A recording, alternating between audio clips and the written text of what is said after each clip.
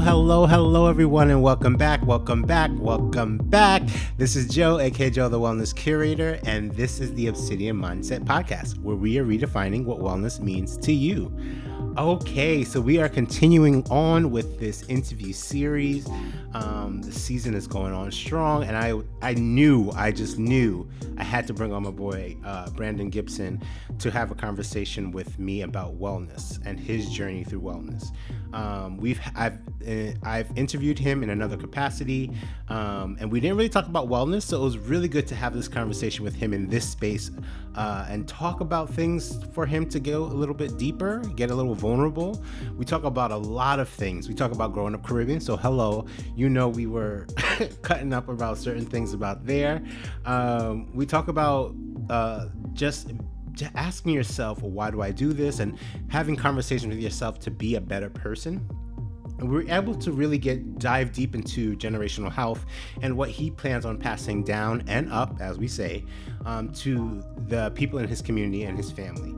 And lastly, we do talk about dealing with depression and some of the tools that you can use to manage that, and how you can use that to just how those tools can also be implemented in other areas of your life. So this is a really good conversation. I'm so excited for you all to listen. And per usual, you know where to find me. Feel free to email me if you have any questions, comments, or if you are interested in being interviewed.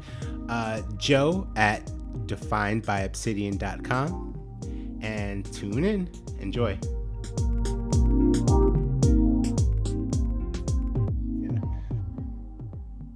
All right, so welcome back. This is Joe, and I'm so excited to have Brandon Gibson on the podcast. Say what's up. Hey guys, how are you? Thanks for the invite. No Happy problem. to chop it up. Let's do this. Oh, I'm so excited. So just for disclosure, I interviewed Brandon in another capacity. It was such a dope conversation. So excited to have him on Obsidian to talk all things wellness. As you guys know, and just to give Brandon some context, when we talk about wellness, what I talk about on Obsidian, we talk about the 8 dimensions. So when we talk about the 8 dimensions of wellness, we're talking about physical/mental, emotional, financial, spiritual, vocational, environmental, social, and intellectual. All important, should be paid attention to. So definitely want to chop it up and talk about the dimensions and whatever means true to you or whatever's on your heart right now, because yesterday physical was on my mind mostly, and today it's not as much. So whatever you feel true, let's do that in the present. Yeah. So, and this is a dope question and a dope sort of context and content that you've presented, man. If I'm gonna be honest, Let's do it. normally I'm always in the role of being the guy sharing the wisdom and the guy, that people are looking to for whatever reason. Um, Sometimes I make sense, and most times I probably don't. But for the most part, I think at the basis of wellness, before you even step into the 8 different places, I think what's really important is to accept the fact that you're human Mm. and that it's okay to not be well. I don't think it's okay to stay unwell. I do think it's okay at certain points to not be well, because that is really part of what it means to be human. And I am guilty. We might as well talk. We're here. I'm in my t-shirt. You got your do-rag on in your t-shirt. We might as well just kind of keep it real and just, talk, the truth.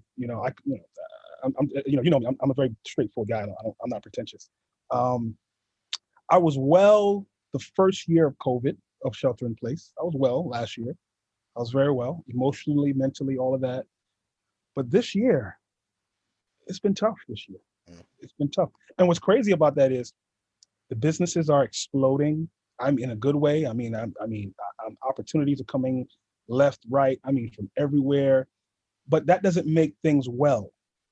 Just because the money is well, or just because the businesses are well, that doesn't mean things are well. Just because the job is well, or even if you're insured, there's no one thing that is going to make it well at one particular time or another. There are times in my life where I was broke and I was happier than than I am now, or than I've been afterwards. Not that I'm not happy now, but there's times where I'm not. And with money, it's just kind of like, okay, like it doesn't do much for you, right? So I think giving yourself the freedom to be human, I think that's probably part of the beginning of wellness. Um, I am guilty of not accepting that I'm human. I've done that so much in my past. Um, and I think what that has done, it has damaged me in ways that I'm now learning about, and I'm dealing with. And then consequently, because I didn't treat myself as human and have mercy, I get to treat yourself as human is really to have mercy and grace on yourself, to know that you make mistakes, to know that you can get tired, to know that you don't have to always have the answers, to know that you don't always have to perform. You don't always have to, I grew up in a West Indian household where if you didn't get 100 on the test and you got a 99, where's that point? What happened to the 100? Where's the point? Oh. Where's the point? Trauma. I grew up and I survived living in a West Indian household. God help us. Yeah. But my parents are great, but still West Indian, old school West Indian. So those of you who grew up that way, you know what I'm talking about. So I grew up like that, and that, which I think is a colonial European imperialist sort of mindset that was inculcated to our ancestors, and then that's how they internalized it. That you have to be perfect, and you can't make mistakes, and you can't show weakness, and you can't even show emotion. And so a lot of us grew up in that sort of environment, and it manifested in different ways in different people, because we're all different. But I think one of the ways that, and just kind of how I'm wired, manifested in me is that, I wouldn't say that I thought that I wasn't human, but looking back on it, the way I treated myself, the way I even treated other people closest to me was as if I'm not human and neither are they, in that I wasn't as merciful as I should have been to myself and to other people. I wasn't as gracious as I should have been in the past, in my 20s. I'm 35 now. I wasn't as gracious as I should have been or could have been. I thought nothing could hurt me. I thought I was invincible, emotionally and physically and otherwise, and as you get older, you realize how human you really are. Woo. And it can be traumatic. It could be a bit of a, oh shoot, whoa, oh, okay. I didn't know that, just from a physical perspective, I didn't know that I could have that type of pain in my knee or in my back. I didn't know that I could forget some of the things that I'm forgetting. Like my memory used to be like this, and now, I didn't know, that I could get this sensitive or emotional and feel this hurt over something this person did, when 5 years ago I probably wouldn't have even noticed or even cared. And if it did affect me, I wouldn't acknowledge that it hurt me. I might just say I'm angry. Instead of saying I'm hurt, I'll say I'm angry when I'm really hurt. So getting the language, understand. And there was this thing that we learned. I don't know if I mentioned this to you before. And so funny we're having this conversation now, because I haven't thought about it in months, but I started thinking about it this week, and this conversation might be why it came back up in my mind, where there is a field of study called epistemology, which is basically the study of knowing. How does one come to know something? There's a whole field of study about how a person or a group of people come to know something. For example, how do you know you're Black and not white? How do you know that? How did you come to know that? And then, there are different epistemic injustices in society. How, there is like, jury injustice, or I don't know if that's what you call it, but it's an epistemic injustice that has to do with juries, where a jury will come to a conclusion about a particular defendant or the particular case, and you would have to ask yourself, well, how did this person come to these conclusions about this defendant, not just based on what the facts were in the case, but if it's an all-white jury in 1975 or 1980 or in 2021, how do you gauge these people and how they're going to come to a certain conclusion? How do you know that dark skin is worse than light skin? Is it because of the way the media and advertising? And then there's an epistemic injustice, I forget the name of it, but basically it has to do with the fact that, there's an injustice in language, where a particular word, excruciating, that word was created as a result of the Roman Empire being masters at knowing how to kill people and put people on the death penalty and death row. They knew how to kill people, torture people, and the word excruciating comes really from the cross, which is not just where Jesus died, Jesus Christ of the Bible died, but also that's just how the Romans, that's one of the ways they kill people. Mhm. And the word excruciating was created to explain and capture what it felt like to be on the cross. But before that moment, before that word was created, other people felt excruciating pain. There was just no word to describe it. Harassment is also a very new word in maybe like the 50s, 60s, or 70s. That wasn't a word. That came about in the 50s, 60s, and 70s, somewhere around there. But before that, people were being harassed. There just wasn't a word for it. Mhm. So how many? So I say all that to say there's so many levels to our humanity, and there's so many ways to sort of address that. But to kind of bring it full circle, um, acknowledging the fact that we're human, that that right there, and up until a few weeks ago, I was really beating myself up because I haven't been okay, Mhm. and I'm the guy who's always supposed to be okay. I'm always supposed to be okay. I mean, Brandon, you're doing this and you're doing that, and you this in your mind, and da da da da da da. And it's like, yeah, but I'm very human though. Mhm. like, like very, very human. Like beyond any pretense. I am a human. God, before I'm a man, I'm a human. Human Before first. I'm a human being, Mhm. and I've had to accept that, man. And I'm starting to give myself permission to be human. And I just hope that everybody listening, wherever you are, whatever you're dealing with, it's been a crazy year and a half for all of us, for some more than others. But allow yourself to be human. It's okay to not have it all together in the 8 areas. And I feel like sometimes when we hear those things, some people, depending on where you are in your emotional state and mental state and spiritual state, hearing the 8 things can almost give you anxiety Mhm. because you're like, oh my God, I don't have it together here. I don't have it together there. What's wrong with me? I'm this, I'm that. And then you start beating yourself up. And now you have shame. And now you never even begin to address the 8 things because you feel like you're so inadequate because you haven't started with the fact that you're human and it's okay. Yeah, I'll pause there. that is such a good like starting spot. And what I heard you say, and I always tell people this is like, when it comes to wellness, the key, like whether you're well or unwell or use those definition, is to suspend judgment, right? Mhm. Whenever you're looking at the 8 dimensions, it is not to say I'm doing worse in this area than this. It's all just checking in. How am I feeling spiritually today? Am I a 5 or am I a 10? And how do I become a 6 tomorrow? Like that's I Right. don't need to be a 10th tomorrow. How do I just become a little bit better? And I Exactly. think that there is and I think you talked about imperialism and capitalism. There is this approach of just like, I need to get it all together by tomorrow. Urgency. I Mhm. need instant gratification. Yep. How do I get that? Yeah. When like this journey, wellness journey, healing journey, I don't want that. I don't want to be the best tomorrow because Yeah. I feel like I'll be missing critical steps. So thank you Totally. for even giving that foundation. Um, and from there, I just want to know, so kind of learning through this and going through this, where are some of and you can use the dimensions, but where are some areas where you feel like you had to specifically release judgment to start that healing process? Where do I start?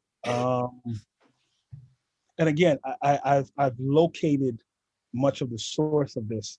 We have been, especially people of African descent, especially Caribbeans, who have not been Americanized. So our parents, our grandparents, they have not been Americanized. So they're much closer to the imperialist, colonialist way of living than the African Americans are because they are much further removed from it. Now, there are certain dynamics that are true for both Caribbean and African Americans, but there's certain nuances that are interesting, right? So we got independence in Barbados. My family's from Barbados. We got that independence in the 60s, I believe. Barbados got independent from Britain in the 60s.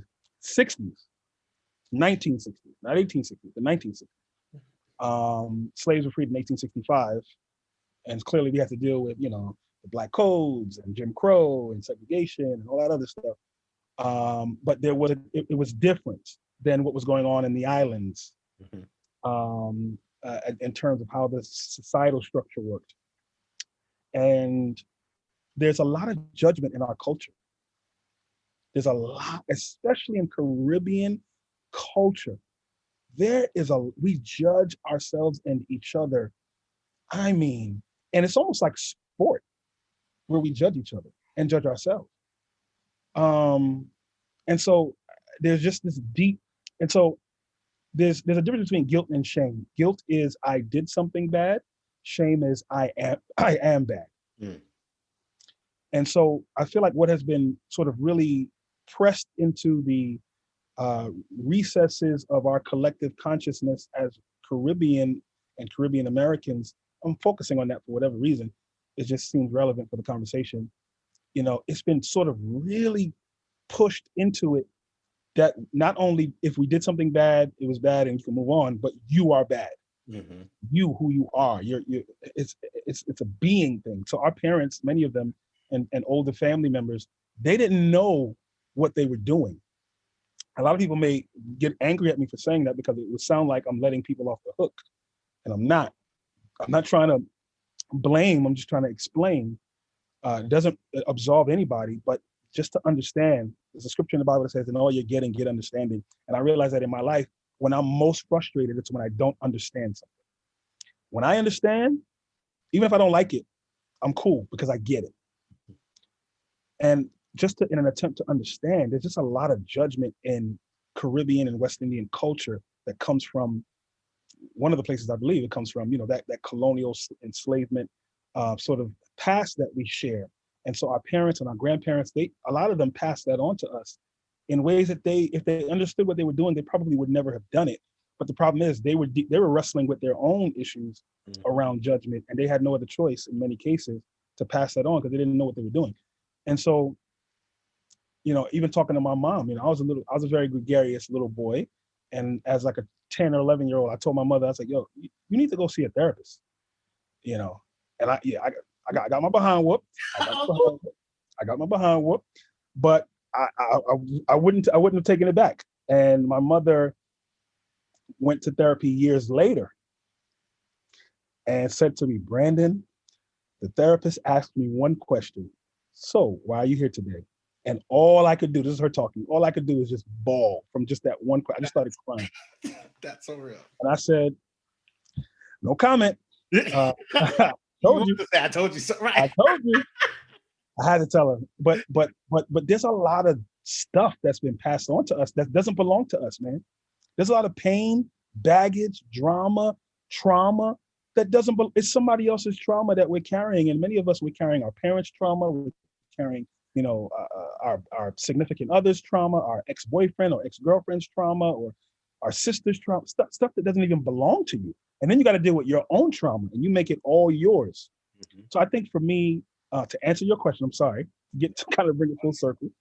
I think what I had to realize is just to be honest with myself, man. Firstly, that I'm human. And then around the judgment piece, that it's okay to be human. And so the area out of the 8 that you mentioned where I have to kind of address first was my spirituality, because I feel like a lot of times, I also grew up not only West Indian, but conservative Christian. Mm-hmm. And that has another layer of judgment and issues because that experience is birthed out of the culture that it was created in, which is, well, not created in, but propagated in, which is the West Indian culture. So the culture of judgment in the West Indian and Caribbean context doesn't go away just because you're in church or just because you're a Christian. It is woven into that experience somehow, and it comes out in different ways. And I had to realize that just because I missed a day of prayer doesn't mean God's presence left me. Doesn't mean that I'm not worth saving, or if I curse somebody out, sue me. I've done it. Happens. And not 10 years ago, and not a year ago. I'll leave it there for all the churches. Use the math. Do the math yourself. and or just do something that, okay, yes, I did it. Yes, now what? What's up? Right. So and not killing myself for it.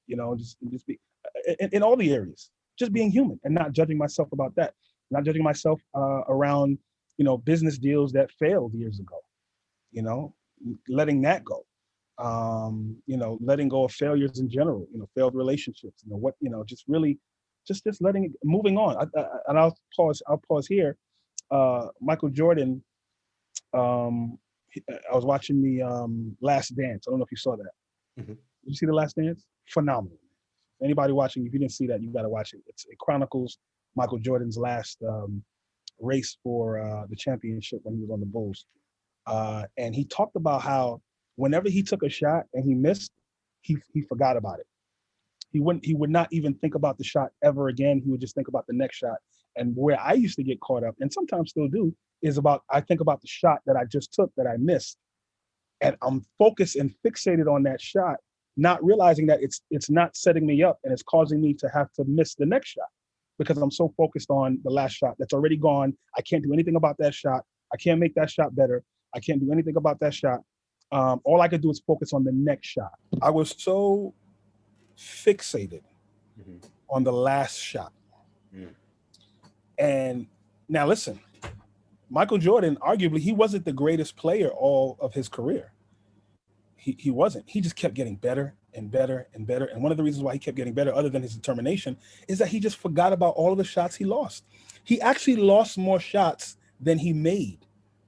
Mm. His field goal percentage, Kobe Bryant's field goal percentage, LeBron James's field goal percentage is not what you think it is.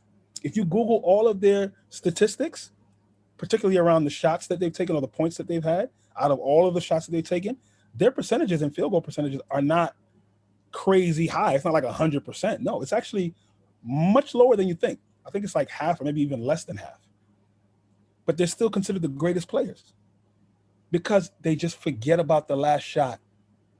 And so many of us are stuck at the last shot. We're angry because of all of the issues that went around and sort of went on around, losing or not making that shot, and we're blaming ourselves, and the shot is gone. Even if you were wrong, even if the other person was wrong, there's nothing you could do to change the fact that you missed that shot. All you can do is learn from the fact that you missed it, figure out how do I make the next shot and go from there. That's really all it is. And so for me, I think this wellness conversation, I could take it in a whole bunch of different directions, but I guess what's resonating with me just as we're talking is just that. Just let go of the shot, let go of the last shot that you missed and try it again. And for some people, that's a journey. And I'm not saying that I don't want to make it sound trivial, like, okay, you missed it. And no, it's traumatic, especially if all of who you are went into that shot. All of how you view yourself and all of your dreams and your ambitions and everything went into that one shot and you missed it. And for some of us, we didn't just miss it, but we missed it publicly, where now we've been humiliated and there's been collateral damage. And now people are hurting financially or emotionally or mentally because of something I did, because of a shot that I missed. People are disappointed because I missed the shot. People are ridiculing me because I missed a shot. And so all of that is real, and I'm not going to trivialize that. And to get over that is not an easy thing. All I'm saying is that even if you don't get over it today, and most of us won't, at least allow yourself to accept the fact that even though I missed that last shot, there's still a chance, as long as there's breath in my body, there's still a chance for me to take another shot. What can I do to get on the road of wellness to set myself up to take the next shot? And watch this. Even if I don't make the next shot, the goal is not just to make the next shot. That's a lesson I had to learn, and I'm still learning. We think the goal is, all right, I missed the last shot. Now I got to do everything I can to make the next shot. That's a part of it. But that's not the why. That's the what. The what is I want to make the next shot. But I may not make the next shot. Do I stay stuck again? No. That is a place of existential acknowledgement that who I am is not connected to whether or not I make the shot. Because the reason why I fell into a funk the first time, most of us, the reason why we're so distraught is because we put all of our identity into making the shot. And when we miss the shot, suicidal, you want to quit, never want to do it again, throw in the towel, I want to do something else, I'm nothing, I'm worthless, I can't do anything, can't succeed. We do all that self-talk, and that's that. But if we go into it saying, I may never win a Grammy, I may never win an Oscar, I may never have a company that's traded on the New York Stock Exchange, I may never be a millionaire. I don't know. I'm not saying you tell yourself I'll never be one, but maybe not. Things happen. I could get sick. I could, the economy could crash. COVID could happen and kill my business. Who knows? Mm-hmm. I just have to stay true to who I believe I am and what I believe I am created to do. It's not about success or failure. It's about purpose, in my opinion, for me. I love that. And it also kind of gets to what resonated with me is something with like shame versus guilt, right? Like you were saying, it's the I am versus I did. And if that's right, that I am, because what I did does nothing to do with what I am. And you can't let people, including yourself, attach those two. Especially yourself. Yeah. Especially. No one can talk down to me more than me. Nobody. Nobody on the planet. I don't care how vicious with words you are. I can look you dead in your face. You can tell me, Brandon, you ain't this, that. And you might be right by some of the stuff you say. You might be absolutely right. Like, you know what? That's true. I am that way. And there's a lot of stuff I am that you probably don't even know. That's actually the good stuff that you're saying. I can say that too. But it's when I start to talk to myself, it's a wrap. It's over. Wrap. When I know what buttons to push. I know what buttons to push. Oh, without even guessing, you go right to it. You're not gonna miss. Boom. That's one place we're not gonna miss. That's right. We miss everywhere else, but we're not gonna miss in talking down to ourselves. We ain't gonna miss. Every time we hit it, every time. So I'm learning to just catch myself. I'm learning to talk to myself more in a more positive way. I know that's like a buzzword, positivity, but I mean it. Just kind of talking more in terms of, nah, Brandon, it's cool. You're human. It's all right. Yeah, you said that and you shouldn't have said it, but how can you make it better? Can you apologize? Let them know you're sorry, and make sure that you take steps to not do that again. Boom, and not be like, oh my God, I can't believe I did this. I would stay in bed for days under the covers in the darkness. Yeah, man, I would just disappear and be in a deep depression, man. I used to be like that. In my 20s, I was really like that. And most people would never have guessed it, never. Because when I would come out of it, and before I would go into it, I would be Brandon making things happen and, moving and shaking and doing all these things and preaching people and encouraging people out of their pit and their mess and what they're dealing with. So they're like, well, how can this guy go through something that I'm going through or worse, emotionally, mentally, spiritually, when he's the one pulling me out of my pit? And I tell people all the time, the greatest encouragers oftentimes need the most encouragement. The people who encourage the most, people who uplift the most, your greatest encouragers and supporters, they, in most cases, need the most encouragement. Because it's almost like, it's a double-edged sword. To be so effective at lifting people up, I find that you have to be very acquainted with your own grief. You have to be to be effective in reaching people, to be an effective person that knows how to talk to people and make them feel you. There's a part of you that's dark sometimes, I feel. Because in order to connect with their sadness, you need to know what it is to be sad. Mm. In order to connect with their depression and speak to that, you got to know what it feels like to be depressed. Mm. You would have had to have gone through that and wrestled with that. That's why, and I keep using scripture because it's so appropriate. There's a scripture that talks about how Jesus was acquainted with grief. He was acquainted with grief. How can you connect to someone's reality if you don't understand it? Mm. If you've never experienced it? I could talk all day long about, playing basketball, but if I've never played, if I've never touched the basketball, what am I talking about? Right. So I just feel like, people who encourage the most typically go through in many cases, the most internal struggle and wrestling in their mind. And I am no different. I am no different. I am no different. Yeah, and it before I answer this question, I think that also gets to another quote that I say is like you always have to give from your saucer, not your cup, right? And Oh, it's the fact of just like if you yeah, are man. giving to others, it is so. I know Yes. for me at least, I'm like, if you need something, I'll go and do it, right? Like it's whatever. Right. But I forget to fill my own, and Yeah. I'm Right. then they depleted, right? That's Um, right. Same here. Same here. so, but one thing I wanted to say, you were talking about your episodes and like just being in the dark. So, what are some tools that got you out of that, or what are you working through so that you don't get to that space, or if you feel it coming on? Because I feel like those type of things, it's like it never disappears. It's more of like you figure out just Exactly. tools to get to it. How do Right. you? That's it. What tools have you discovered, or are you currently discovering to help you with Yeah. that? Yeah. And I think there are many, but I think the one that worked best for me, and hopefully can work for some other folks, is just talking to yourself. So this is how I look at it. I look at our mind as a club. So let's look at our mind as a club.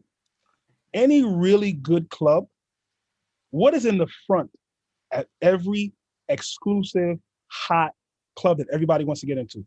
Who is standing at the front of the club? You mean the line with the bouncer? The bouncer. Mm-hmm. The bouncer is standing in front of that club. Why? What is that bouncer doing? They're regulating, making sure they know what goes on Regulating what? the line and Huh? the crowd. Who goes in and who doesn't? The Mm. bouncer is able to say, oh, you don't look like you match what's going on in the owner's club.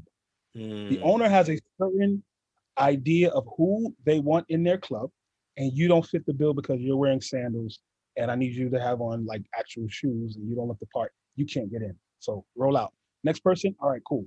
They got on the line. That doesn't mean you have to give them admission to the club. Mm. Just because you're on the line, don't mean you got to get in.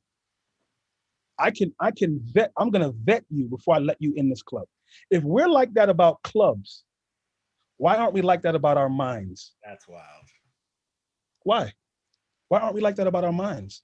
And what I realized is that I am never without power. Never, never. I may not have power in every situation, in everything, in all ways, but there is a place where I'm never powerless. And that is one of the ways is what I tell myself, Mhm. how I choose to see a situation. It is my choice. I knew a woman who had cancer years ago. She went to our church, and I kid you not, she passed away. But I kid you not, if you met her and saw her and talked with her, hung out with her, you would have never thought she had cancer. Never. Mind you, stage 4. I mean, trying to go to chemo, trying to do this, weak, losing weight, still traveling. Every time you see her, she's smiling, she's singing. I mean, just so lively and full of life and just amazing woman. And I asked her one day, I said, "Yo, how?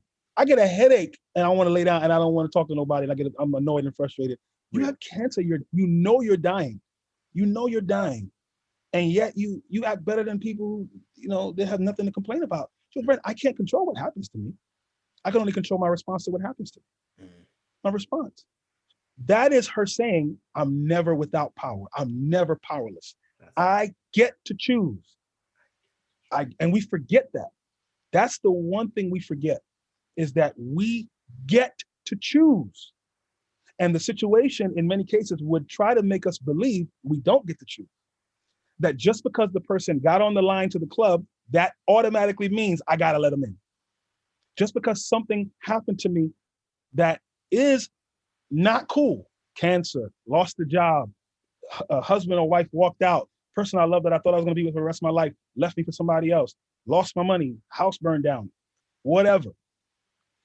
COVID, somebody I love died that I didn't know that I didn't really think that they would ever leave me this way. Mhm. All of that. I can't control any of it, Mhm. but I can control what I tell myself about it. Yep. And sometimes our emotions and our thoughts get so consumed by what's happening to us that we don't realize, oh, oh shoot, I'm still in power though. Because those situations come in many cases and make you feel powerless because it happened, because it was a surprise, it was a shock, you didn't expect it. It took you for a loop. You didn't understand. You didn't really see this coming, and so it makes you feel like, oh shoot, what do I do? But and it's okay to feel like that. And again, it's okay to be unwell. I don't think it's okay to stay unwell. And so it's okay to go through that feeling and those emotions.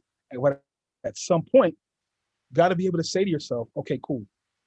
Where's my power in this situation? Okay. Everybody thinks I'm a crook. Everybody thinks I'm a horrible person. Everybody thinks I'm incompetent. Everybody thinks whatever. Okay. Okay. They think that. All I could do is really look and see, well, is any of that really true? Like, what did I really, and just like really break it down, talk to yourself and really allow yourself again to be human and allow yourself. And sometimes some of it is true. You might be like, you know what? I really did. I shouldn't have done that. I shouldn't have said that. Why did I say that? Why did I say that? I'll tell you this. The whole 199 thing, growing up in a Caribbean household where if you got a 99 and not 100, that affected me so much. Watch this, Joe. I was in the 3rd or 4th grade. And back then you had the report cards that were actual cards, and it was E for excellent, G for good, S for satisfactory, N for needs improvement, and then U for unsatisfactory. That you, man. It's different than an F. Something about that. That U, because it's all the way at the end of the alphabet. At least the F is like, you know what I'm saying? Towards the U is all the way at the end. That's what you think of me? I'm a U. So, bruh, so that U would traumatize me. So I would always get E's every year, every semester, every market period. Boom, E. Student of the month, honor roll, deans, and all that.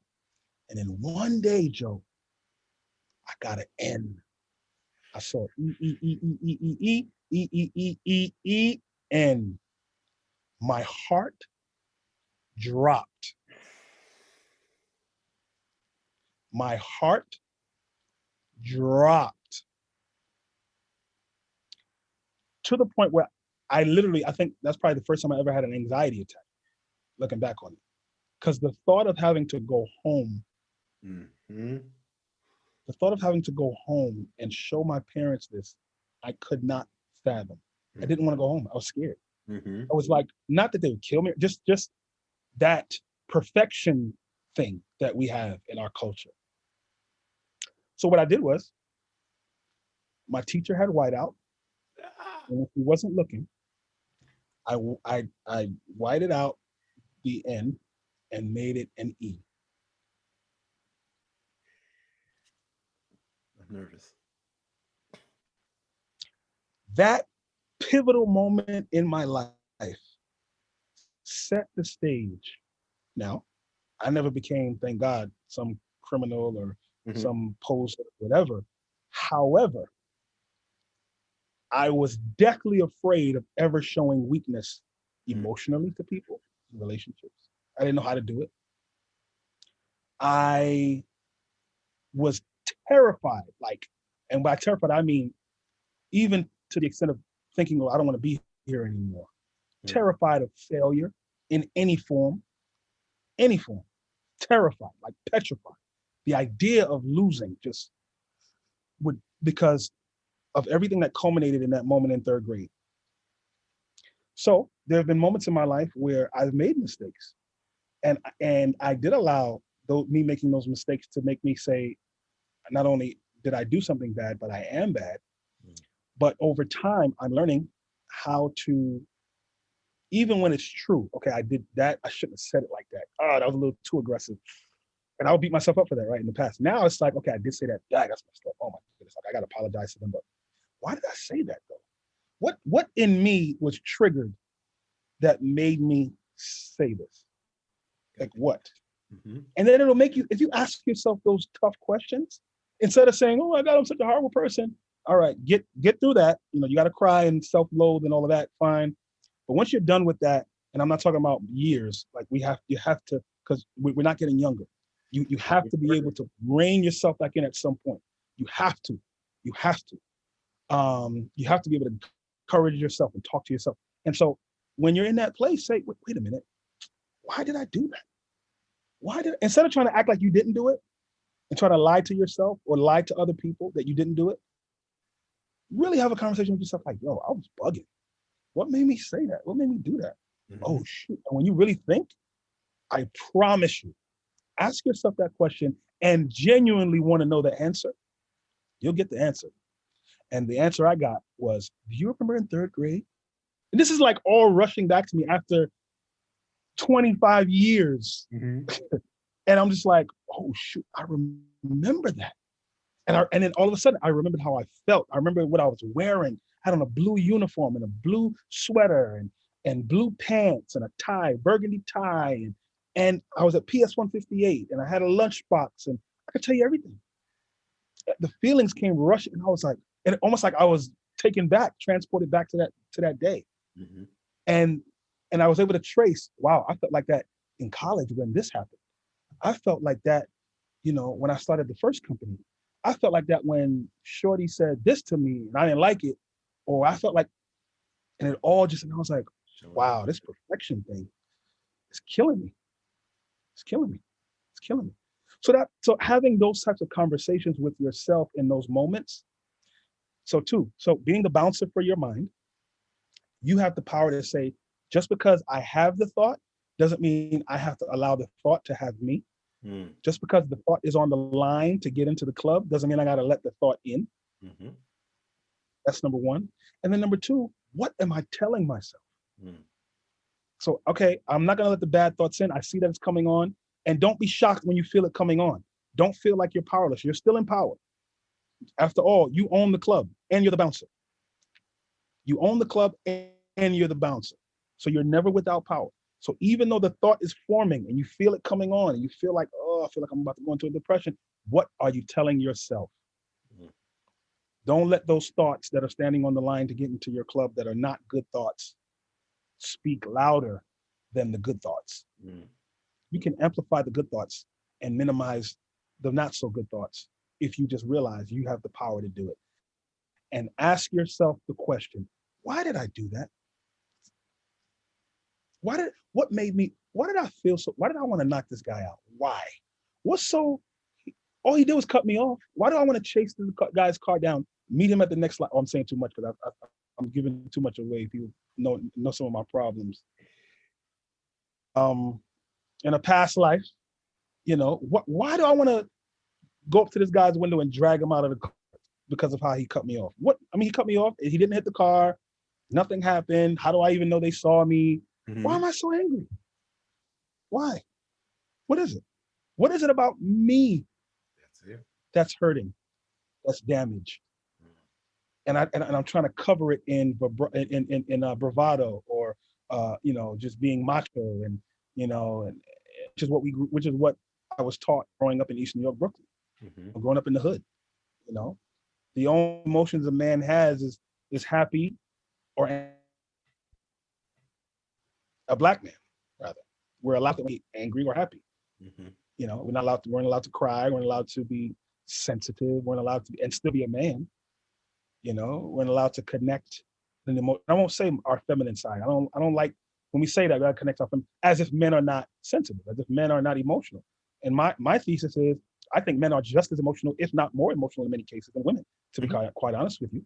If we're using gender, which we could talk, I'm not trying to disregard anyone else's gender or non-gender, but, just for the sake of conversation, that's just kind of how we've been raised. And so just all of that, you have to unpack all of that. And you're not going to unpack it in a day. You're not going to unpack it. Some of us not going to unpack it in a year, but at least being on the journey. And I like how you started by asking me, Brandon, tell me about your journey of wellness, realizing that it is a journey and it never ends. It will never end. The question is, when will you realize it has begun? It will never end. But has it really begun in your life yet? And the way you know that it's begun is that you actually start taking inventory of who you are, what you're not, what your issues are, and let me start the journey of actually addressing some of this stuff. And that's it. All right, I'm gonna switch gears a little bit. Now that so we often talk about generational wealth, right, and passing it on, especially in the Black community.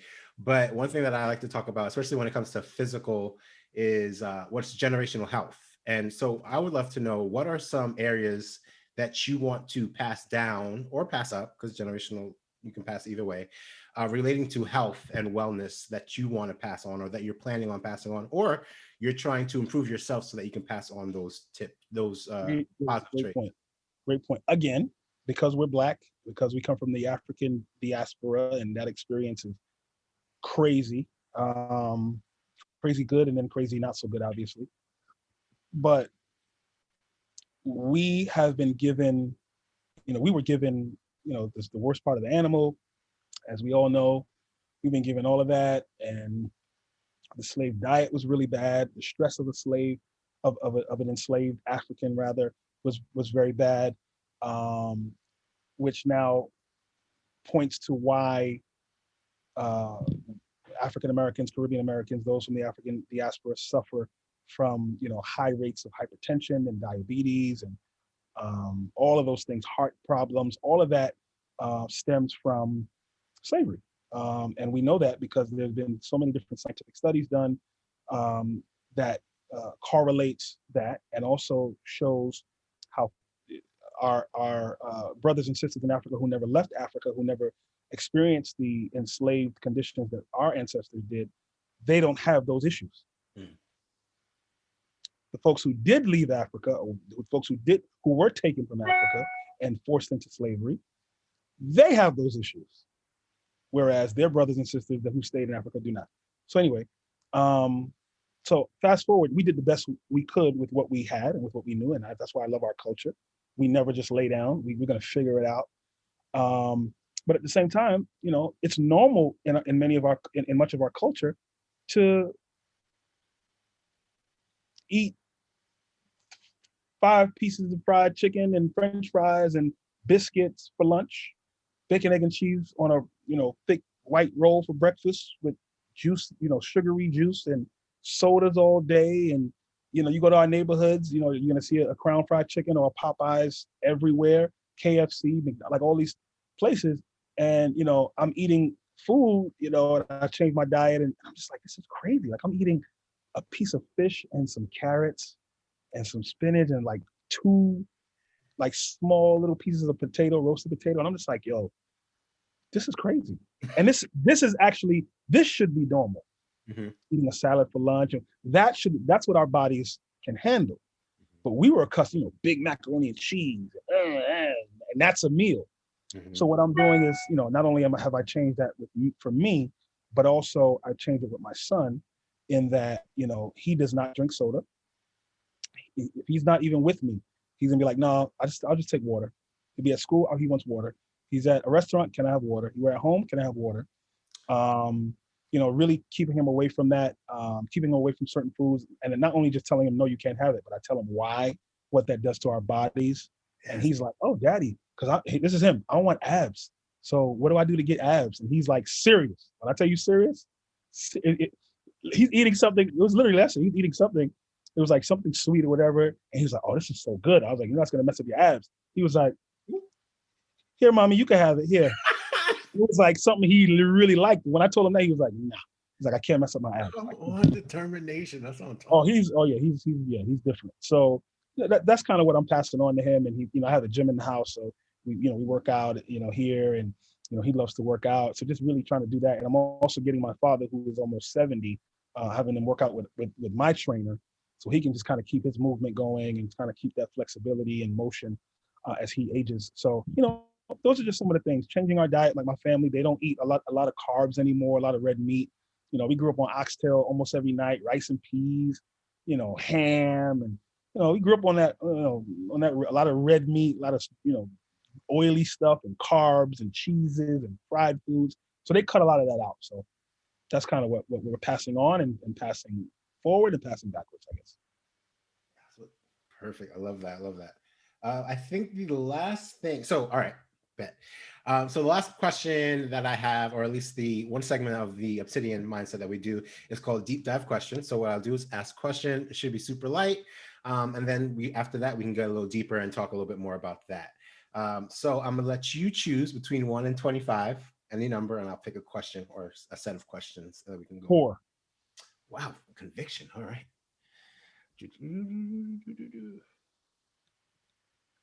All right, 4. 1, 2, 3. All right. So this is, do you ever feel like an imposter, or do you have imposter syndrome? Oh.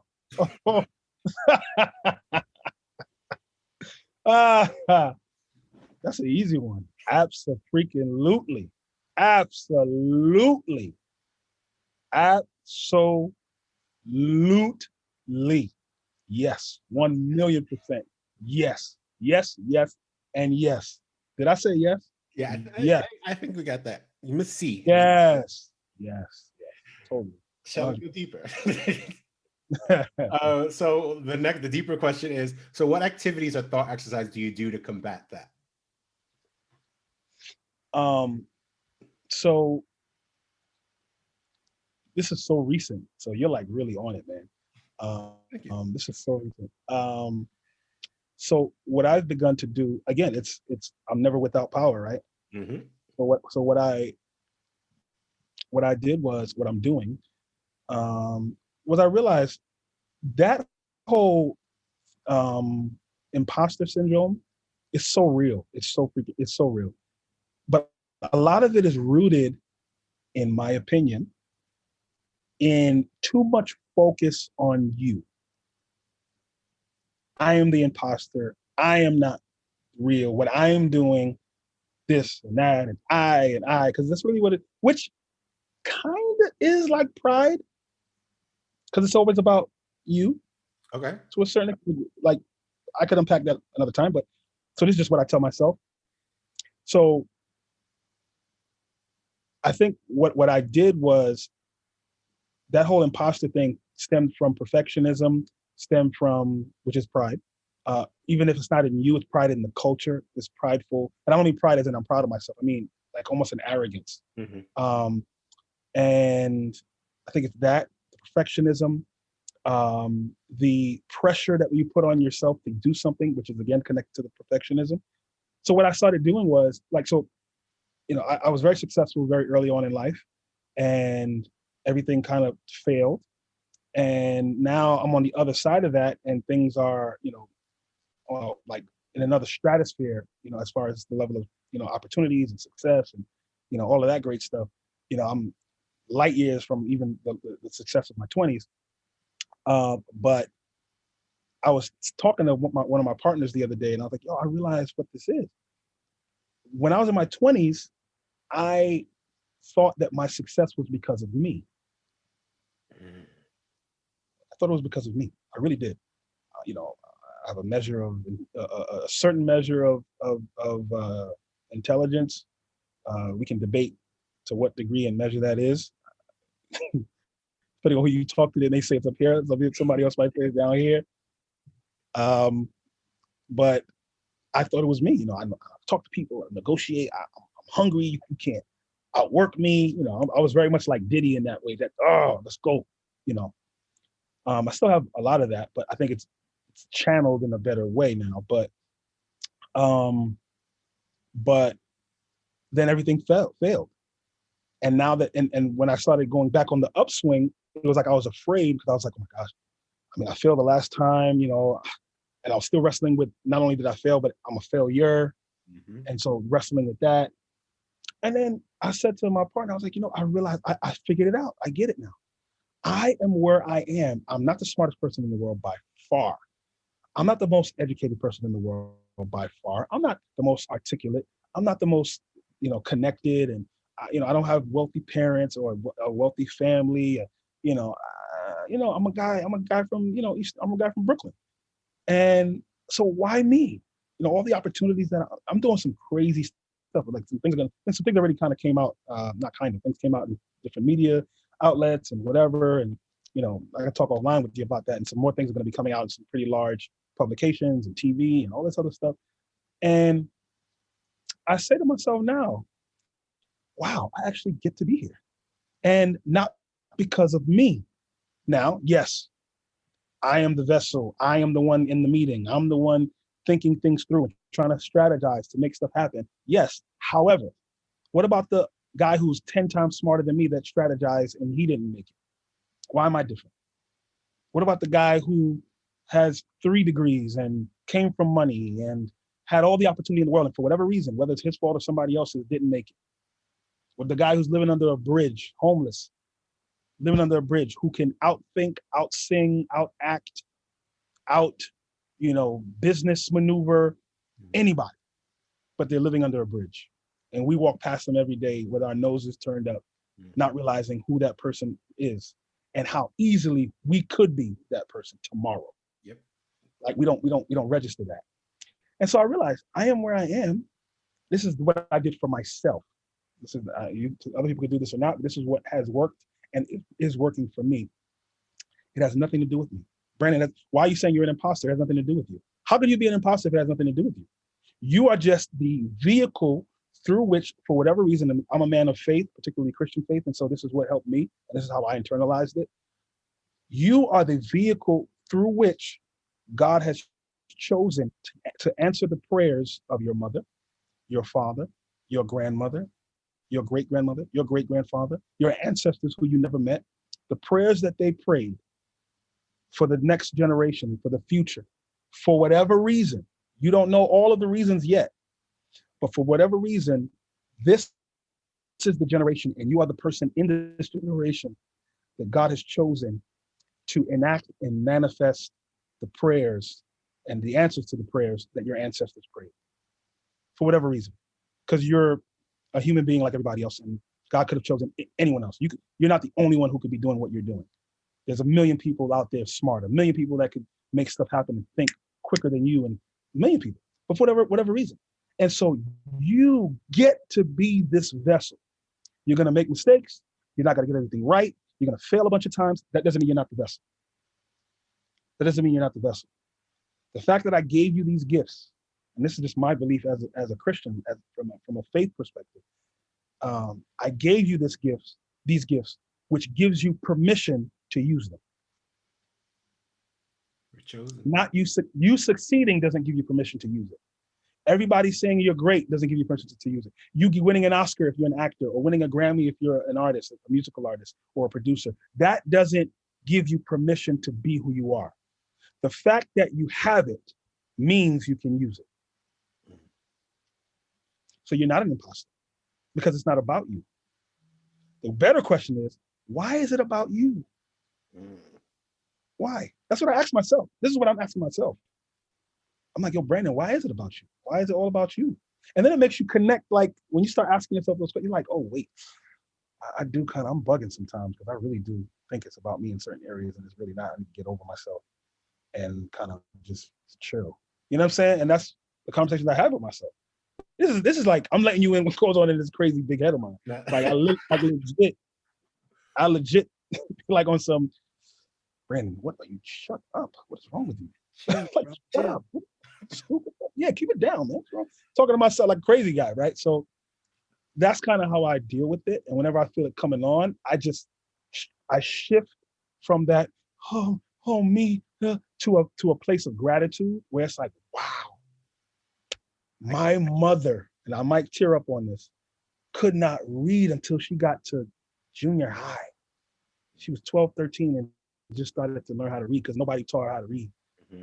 My father grew up in Barbados, had to feed the pigs and clean the pig pen before school, and had to share a bed in an old chattel house in the countryside of Barbados with 4 or 5 brothers where they would sleep widthways on the bed up until their 20s, sharing one bed. 4 or 5 grown men sharing one bed, one little twin bed, sleeping widthways.